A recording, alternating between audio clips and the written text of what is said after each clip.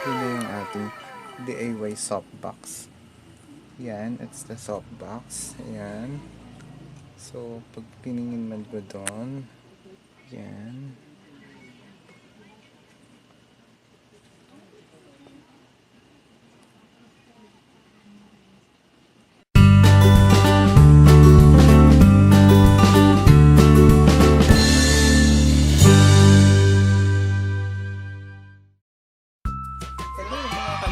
Welcome back sa ating channel. So for today's video, for tonight's video, pag-usapan natin is nag-upgrade tayo from ring light into softbox. So itong softbox na to, DIY softbox to na nakita ko sa YouTube din kasi may isa ko na nakita na kasi ang ganda ng lightings niya.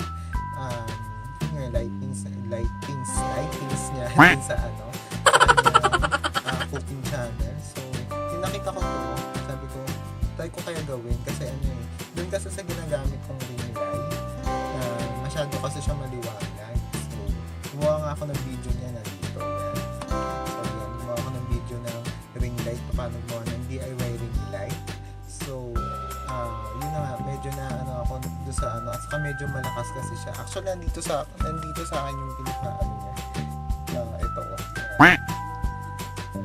Ko lang siya dun sa tapos ito na yung pinaka-ring light ko, pero masyado ako naliliwanagan yung sobrang maliwanag siya, ang sakit na sa kapag focus na kapag salita masyado kasi minsan nasisilaw ka na talaga.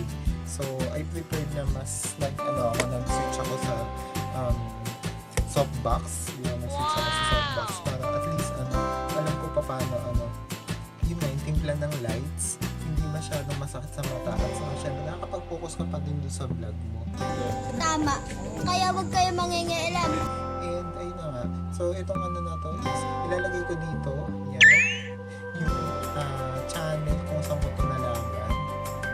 Shoutout dun sa channel kay Mr. Kay SANGKALANNI CONAN. So yung link mo or yung channel niya ilalagay ko sa description box to see the ito para makita nyo paano gawin itong DIY softbox na to.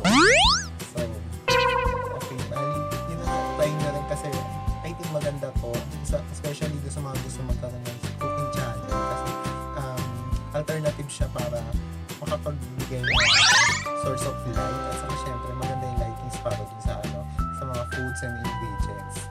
So guys, ayun, dito ko natatapusin ang video ito. Kung nagustuhan mo ang video ito, pwede kang like and share and huwag kalimutan mag-subscribe. Pindutin nyo na rin ang notification bell para updated ka sa lahat ng mga video tulad nito. So hanggang sa muli, paalam!